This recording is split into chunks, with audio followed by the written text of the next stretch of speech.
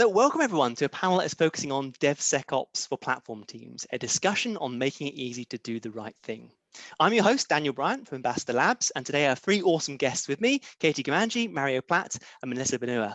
Welcome everyone. Many thanks for joining me today. Thanks for taking the time out of your busy schedules. Could we do a quick round of introductions, please, for the watchers? Melissa, pass over to you. Yeah, so my name is Melissa Benua. Like Daniel said, I am a director of engineering at a startup called Imparticle, a customer data platform, which is a very exciting space to be in right now. I run a couple of different engineering teams, one of which is our DevSecOps engineering team for our core platform. So I have my fingers in a lot of pies. I lead some people, build some stuff. I actually made a PR earlier this week, which my team was like, oh, because I don't do that too often anymore. But I do a lot of strategy and overall the order of our pipeline. I own our pipeline, put it that way. Nice. Mario, back to you. So I've been working in security, got interested in security in the late 90s. I was 13 at the time, so I got interested in hacking when I was 13 years old. And I've had security engineering roles in security operations for about 12 years. And for the last 8-9 years, I've been more focusing on governance, risk, and compliance. So I was a security consultant for about 3 years, and about 2 months ago, I took a role as head of information security for a fintech company called Cloud Margin. Nice. And Katie? Hello, everyone. My name is Katie Gamanji, and I have nothing to do with security in such like full-time. I have to do security, but not full-time. I am a cloud platform engineer for American Express, and I'm part of the team that aims to transform the current platform by bringing a lot of cloud-native technologies in-house. As well, I am one of the TOC for the CNCF, and it's only 11 of us, and we are responsible to drive the technical vision for the landscape and making sure that the projects with the right governance are going to join the community and be actually useful for the entire landscape as well. In terms of security, as mentioned, it's not something which I do on a full-time basis. However, I have been on the other end of security. I've been as an end user, so I'm here to represent that voice. And mostly I'm going to focus on bringing this interaction between the security team, anything that I've been noticing and things to actually maybe improve within the company, industry, and so forth. So this is my role here in this panel today. Super, thanks to all there. Great introductions, great scene setting. So I wanted to riff off that and say I've got the word DevSecOps in the title, but a lot of folks push back and say like DevSecOps, like DevOps, security, surely just, that should be a thing in this. So I wanted to get your opinion on the whole DevSecOps, DevOps, DevTestSecOps, I heard Melissa say as well. And how important, to Katie's point as well, is security in modern DevOps infrastructure and platforms? I'll hand over to you, Mario, first. So I actually built an archetype-based model to talk about that specifically. So I think there are two aspects that relate to the customers or the people that can benefit from the term. So I like to think usually that on one hand, we've got the engineering community, which in my model I call rainbow makers, and on the other hand, we have the gatekeepers. So usually the typical governance functions that you would have like InfoSec, like finance, like procurement, like service management, like old ITL houses, etc. And they have the different needs, right? And they look at the same problems with different lenses. So I think that over the past 10 years, we've certainly seen the direction of travel to go more about increasing the sense of agency for security from the people doing the engineering work, which is what I think DevOps is about, and that's a good thing. But I think we also need to appreciate that for the typical gatekeeping community, things don't change overnight, right? We're talking about changes of paradigm that have been happening in the market for a long time. And still today, we still see a lot of security professionals even being against the adoption of cloud, let alone putting more agency on the hands of engineers. Right? So I think from that perspective, I think DevSecOps is a useful term, mainly to help gatekeepers make the transition of letting go, right? Of starting the process of supporting engineering communities, of taking more ownership and agency over how you actually do the security things, right? And from that point of view, I think it's particularly useful. Nice, nice. But I do think at some point it can become detrimental. So when you start getting to the point where processes start getting embedded, where auditability is easy because the engineers have built compliance into the processes, have built the telemetry of things are compliant or not into the process, then calling it something different may take the ownership out of the right place. It may have, in my opinion, is that from a cultural perspective, if we were able to kind of reset the button and say, let's call it DevOps and we do things securely, that's brilliant, right? But I think it's a useful term to help make that transition. Yeah, very nice, man, very nice. Melissa, what about yourself? Yeah, so DevOps, right? DevOps is about shortening the developer lifecycle, getting code out the door faster and more automated. So when a lot of people hear DevOps, they jump to, well, you're talking about Kubernetes, you're talking about containers, right? People tend to laser focus when you talk about DevOps, maybe a little CI, but CI is like, oh, so you got Jenkins set up and you're deploying into Kubernetes, you got DevOps done. And especially if you're in the DevOps space, that's not quite everything.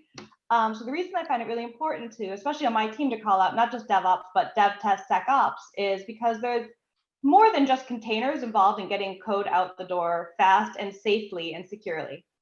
And so I want to be very explicit, right, that DevOps has to, your DevOps effort without test, for example, you're going to have a big hole there, right? How are you going to get your code out the door safely? How are you going to be sure that your code isn't going to immediately crater every time, great, you can deploy garbage to production really fast, fantastic. So right, I feel really important about calling test out there as a first party product, because we don't want to ship garbage out really fast. We want to ship high quality code out really fast. And the same thing with rolling security into it, is we don't want to ship insecure code out really fast. We want to ship code as securely as possible and as fast as possible out the door. And so when I roll those two things in to explain what I'm doing, it automatically expands people's scope beyond, oh, well, you're not just doing some containers. You're right. We're actually taking care of the true software development lifecycle, from the time the devs are writing code to the minute that the code is out the door running on, a container somewhere. Very nice, very nice. Katie, how about yourself? I think this actually really resonated with what I wanted to mention. One thing that I wanted to notice is that we've been walking the DevOps path for quite a couple of years now. And I think, like, for me, DevOps is more of a cultural change. And I think this is nice to accentuate this in the security space as well. So DevSecOps. Now, because we've been through the DevOps pathways numerous times, thousands of times, millions of times, everyone wants to do it. We can learn some of the best practices, some of the good practices. And I think, like, nowadays, there's, as mentioned, there is a distributed kind of distributed teams across different functionalities, and they all have to somehow merge together. And this kind of brings a DevOps setup as well. Now, with the DevSecOps, I see it more of how can we create this space for collaboration? How can we understand what's important for the company, what's important for a product, what's important for the team, and how can they achieve that? And so the first one is collaboration, and the other one is to bring the same practice as you have with the DevOps. Usually have that upskilling team. So even if you don't have the capacity to do it now, there are ways to introduce that in a company, be it find the people who are passionate about that already existing and they can further propagate on their passion, or to actually bring someone to upskill different teams as well. So again, this is not something innovative. It has been used for the DevOps practice as well, but I really like the focus that it's on security, because I think nowadays everyone is moving fast, and when they're moving fast, there is a tolerance they have to risk, and they want to minimize risk as much as possible, and hence they will have a focus on security quite heavily as well. So I really like this kind of shift in the community towards this problem space. Super interesting comments from all of you there. If we had to look at where do dev and ops interact on the platform in relation to security, could you sort of pick out any, or maybe any sort of boundaries or any good integration points, or probably more interestingly, any common friction points where dev and ops, come together, both good intentions always, but or usually, but is there any particular challenges with security on the platform in relation to those two roles? Melissa, do you want to have a go? Yeah, so I tend to focus very heavily on making sure whatever we're doing is secure before it lands in our main branch. So, right, because I don't want ops to have to be running port scanners and have to be doing, like, it's fine to do vulnerability analysis once services are deployed, but it's already deployed. You're already vulnerable. So I strongly prefer catching that stuff earlier, right? Catching it at PR time, catching it in a test environment before. We spin test environments up off of PRs, so there's no, by the time you land, it's too late, right, is my point. So I focus really strongly on static analysis, vulnerability analysis, making sure our Docker files aren't exposing crazy ports, making sure our infrastructure as code is not spinning up random services for no reason or doing things that it's not supposed to. So we focus pretty heavily on both automated tools and, in some cases, manual checks, whether that's ops signing off on specific changes, or that's somebody from the security team signing off on specific changes. We conditionally select, hey, this code is high risk, it needs a human to look, or this code is medium risk, it just needs a special set of pre-checks done on it, or this code is low risk, it needs the normal set of checks done on it. So we can sort of minimize what we're trying to sweep up after it's already gone live.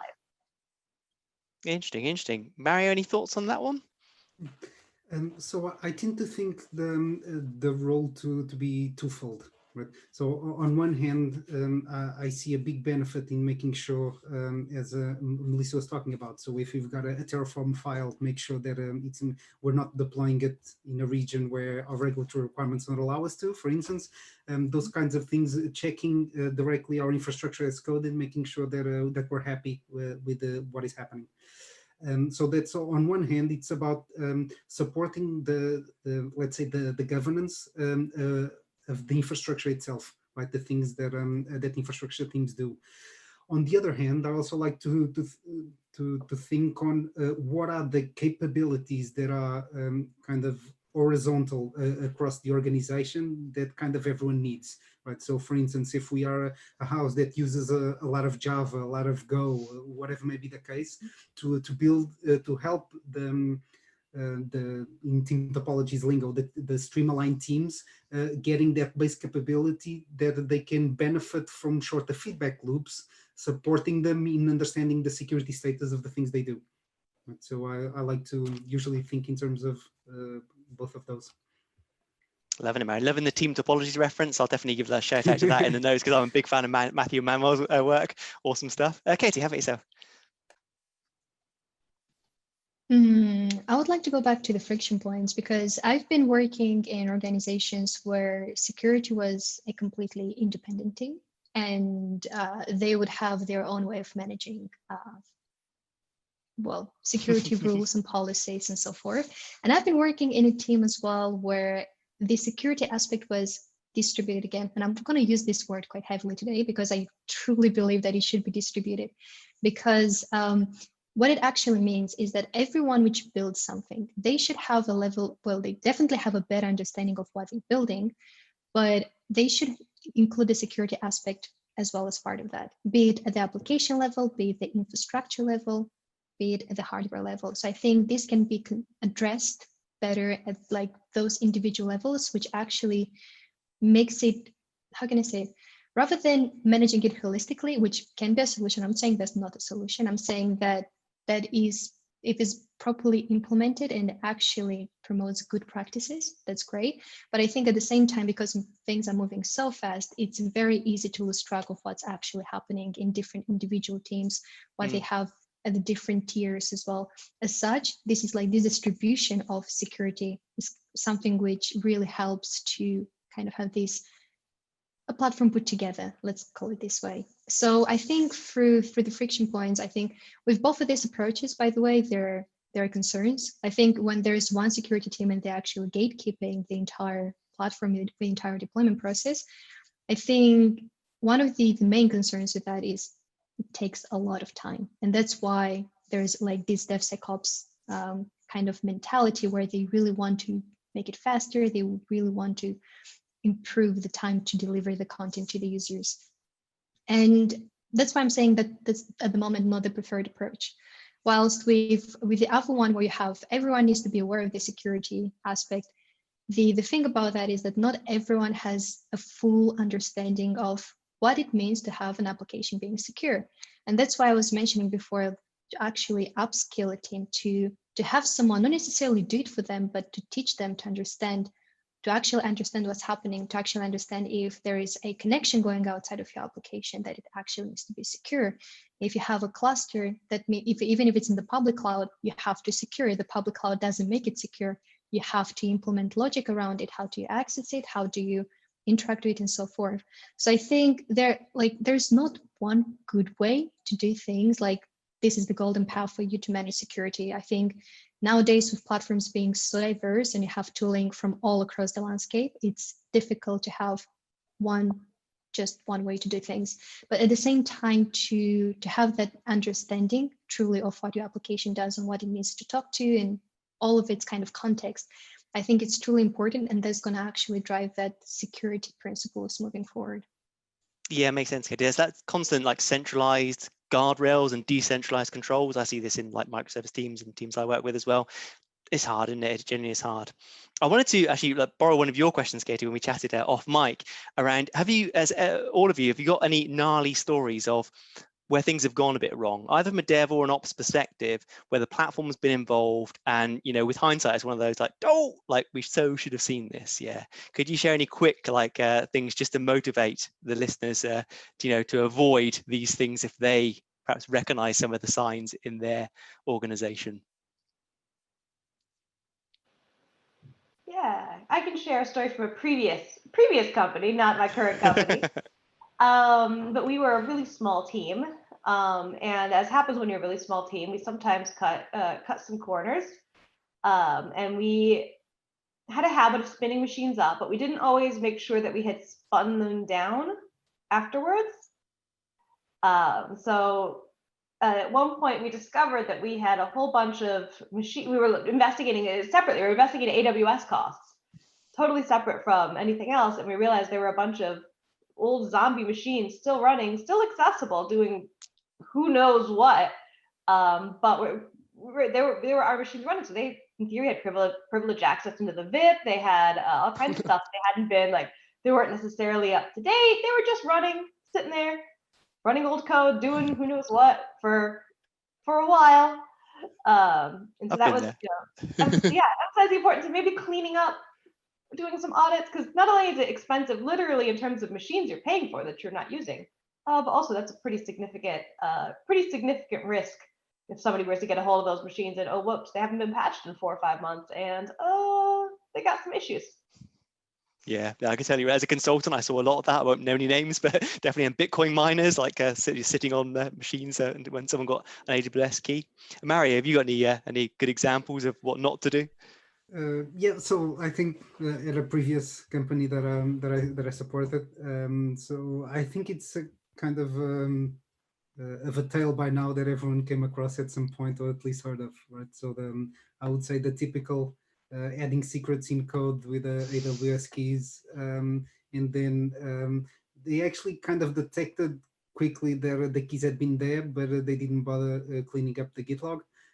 So it kind of it stayed there for a while, and it was only noticed about 4 or 5 months into it, when we had about 4 or 5 machines deployed in the Singapore region, mining Bitcoins for that type of thing. I've seen that. I think everyone heard at least the story, yes. even if not on firsthand. I've seen it firsthand, but nice. It's one of those, yeah. Katie, how about yourself? Oh, I think I've got a couple of them. So I think like when you're talking about securing things, you need to have like RBAC, and especially in Kubernetes, you have to have role-based access to your services if possible. ideally, that's the state you want to do. But I think one time we, because we're in the stage of building the platform and everyone would have admin access in the infrastructure team, what happened was that our staging version got into production for a couple of hours, and it took us, well, we actually noticed quite heavily, but then we had a very rough kind of structuring of our role-based access. So no one, even like the infrastructure team, they wouldn't have admin access unless there's like an incident. So that was removed. That was a lesson learned, to be honest. Another thing was, I think I call it silly prioritization, because we have, for example, if you have a security team, they would usually do the vulnerability scan, where they have some reports around your services or your platform services, and that not being prioritized. Like seeing vulnerabilities which are like medium or low does not kind of rise that acute awareness that you need to fix it right now. It's kind of, we're aware of that, we're going to do that, but like you just postpone it to the point you're not going to do that anymore. And I think this is like one of the like horror practices, to the point where like the infrastructure grew and the more service you would add to it, they would have the same vulnerability. And I think that's not the way to go forward. Fix your vulnerabilities as soon as you can. So yeah, lesson learned from many points of view. Nice. And as we've been chatting, we've mentioned sort of a few tools and practices. Say folks are watching and they're newish to the concept, they may be dev or ops background. What would you recommend for them in terms of perhaps tooling to explore? And to your point, Katie, I think that prioritization is actually a really key point, because definitely teams I've worked on, particularly when they haven't got product market fit, like it's all about that, and security takes a back seat sometimes, right? So if folks are approaching this space, what would you sort of say like as a 101 type thing? What should folks, how should they upskill? How should they think about security? Could you recommend tools, references, these kind of things? Who wants to go first? I can go first. Go. I can definitely approach the Kubernetes world and the platforms here, because throughout I've been interacting with a lot of tooling that they actually have the security aspect integrated, so forth, like from scratch.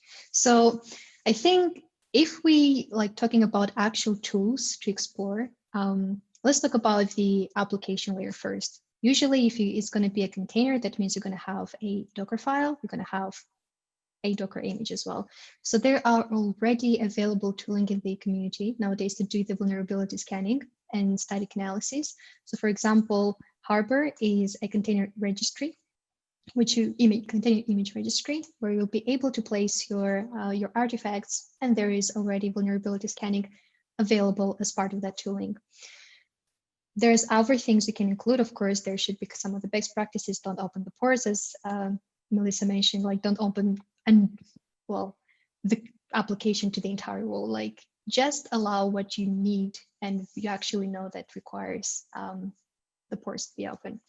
But then if we transition towards the infrastructure layer, I think here there are plenty, I wouldn't say like here is because we have so many toolings, it's more about how do you implement some of the kind of secret management, how do you do policy management, like again, authentication and authorization to your Kubernetes API endpoints and so forth. So like all of this kind of comes like, it's a bit more complex, but there is not necessarily one specific set of tooling. Now, saying that with Kubernetes nowadays, you have already a bunch of flags, which allows you to secure your endpoints by default. And again, there is like, the community has been thinking about that, and there is already implementation of that. So do use what's available. Like you don't need to recreate everything and reinvent everything.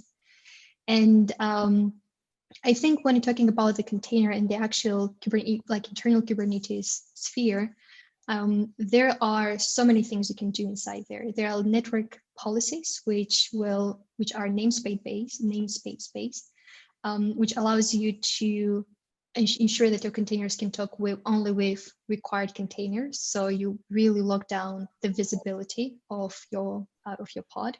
You have pod security policies as well, which really kind of manages the access you have within the container. So if it's going to be a specific user, if you have your files in a specific format, if it's going to be read only or write.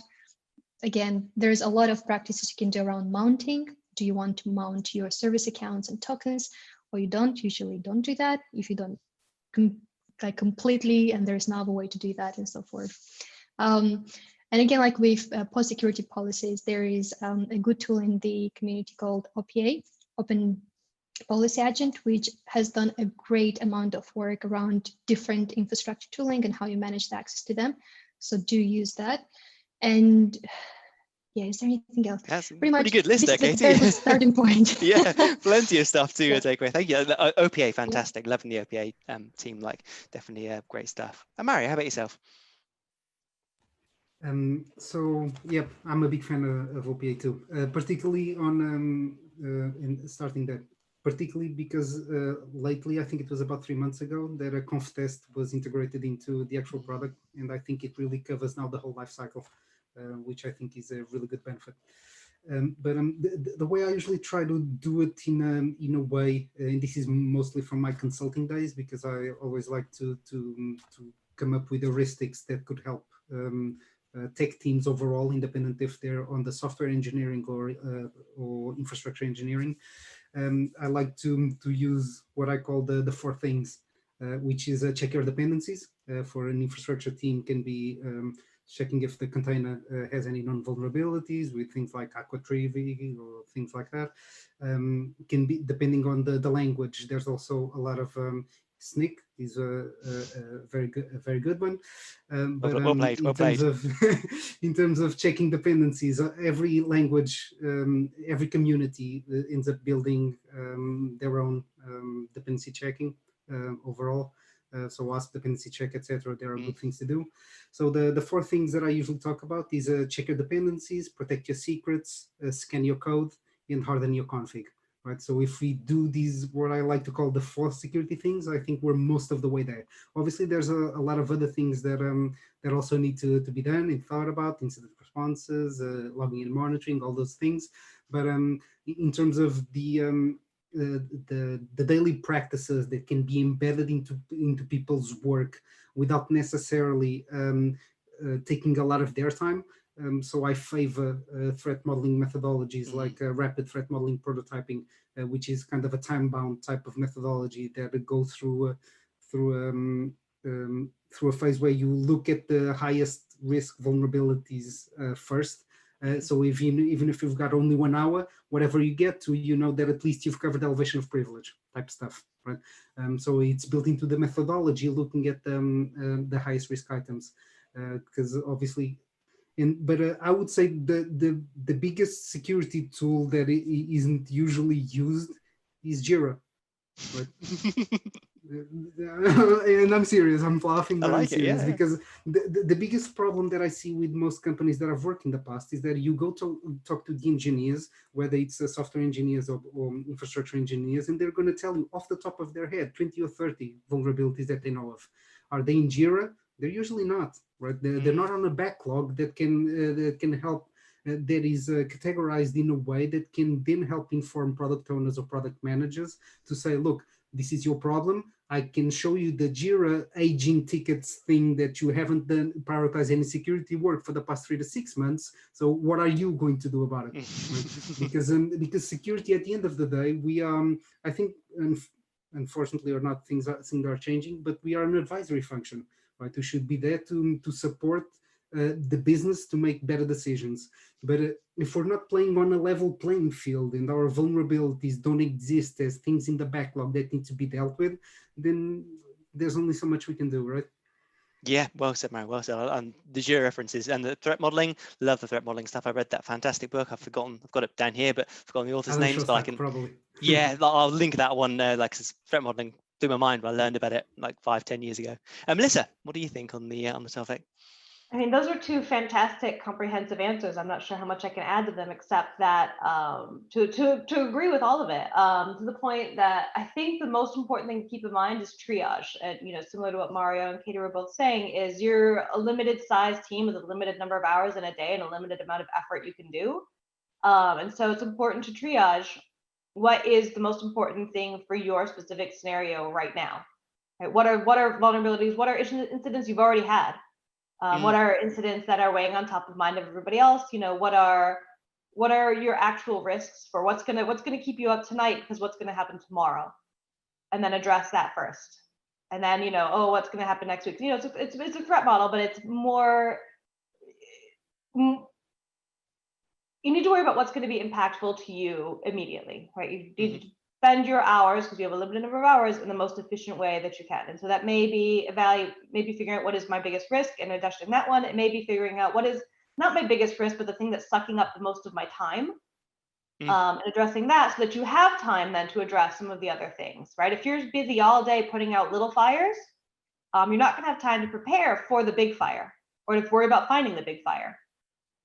So it may be the most urgent vulnerability, but it may also be the thing that's costing you the most in other ways. Yeah, well said, Melissa, well said. Right, I think we've almost run out of time there. So perhaps a closing thought from each of you, if we will, as in perhaps like summarizing what you've heard today, or so something you wish you'd known perhaps like 10 or so years ago, or whatever. Can I throw over to you, Katie? I'm actually still thinking about that. Put you on the spot, sorry. No, it's absolutely fine. But I think it's like as mentioned at the beginning, I really do like that the community has a very concentrated focus on the areas such as security or testing, because usually these are something which it's misregarded. It's like it's intended to be implemented at some point in the future, but it's never picked up. So I really like that there is an actual, again, concentration of, yes, we need to do security better, and we need to do it at every single stage, not just, or like we have to do it like at one stage of the pipeline, but we still do it. And I think this is kind of the most important movement in the community, and I really look forward towards that. I think there is a lot of good cloud native technologies already open within this space, and they're growing. However, I would like to see more of them towards the incubation level, which means there is going to be a wider adoption from the end user community. So like, that's the thing. Let's propagate this cultural shift of, yes, we need to think about security at all levels and all deployment stages. Very nice, very nice. Melissa, I'll throw over to you. Yeah, so I've been shipping services in one role or the other for more than 15 years now. And there's something that I've learned over those years related to both security and test and dev, is that not everybody can be an expert at everything. Right? It's unrealistic to expect your developers to be fantastic backend engineers and also great operations people, and also know everything about security, and also know, how to handle distributed computing. It's unrealistic. So the most impact we can have is to scale out the people who do have that knowledge, right? Because you can't clone them, but you can find ways of scaling that impact across the entirety of an organization. And that's why I stopped doing actually direct IC work and started doing leadership work, was to help those people figure out, how do I scale my expertise so that everybody can benefit. So going to work on the pipeline, doing things that are impactful across not just their part of the team, but across the whole organization. Figure out what tooling and how they can distribute that knowledge in an efficient way, to really help raise the level of everybody's secure code, because not everybody can be a security expert, but everybody can run a security tool that's provided by a security expert. Excellent, excellent. Yeah, very well said. Mario, how about yourself? So following I really like Melissa's answer, and I completely agree. So one thing that overall on security tools isn't usually very much thought about is the developer experience, right? And engineering experience. I think that's something that generally is a bit lacking. So a lot of tools claiming to be DevSecOps friendly. You need to log into a portal and do pointing and clicking to manage your false positives, right? And it's that lack of integrated thinking into letting developers manage false positives as code, letting them easily consume capabilities such as creation of Jenkins libraries that wraps their security tests, for instance, something along those lines, making the use. I think that's the biggest thing that people can think about, exactly, to be able to scale, because from and again using team topologies lingo, from a cognitive load perspective, we can't expect everyone to be experts at everything, right? It's just not it's all, I'm sure that being a developer, which I'm not, I used to be an infrastructure engineer a long time ago, but is already a hard enough job, in keeping on potentially multiple languages with your code base, etc. That's already a full-time job, right? So we need, if we want to increase the probability that that people will not only use the tools but not find creative ways to work around them, and actually be happy about owning, right, owning security for the things that they build. We need to make it easy for them to consume. We need to give them feedback in terms of their own context of how they do their daily work, and that should be front and center of how we help them. Fantastic, all of that. Superb answers there. Definitely, I'll bunch of notes I'll be following up on after there. Well, thanks so much for your time today, everyone. Really appreciate the conversation.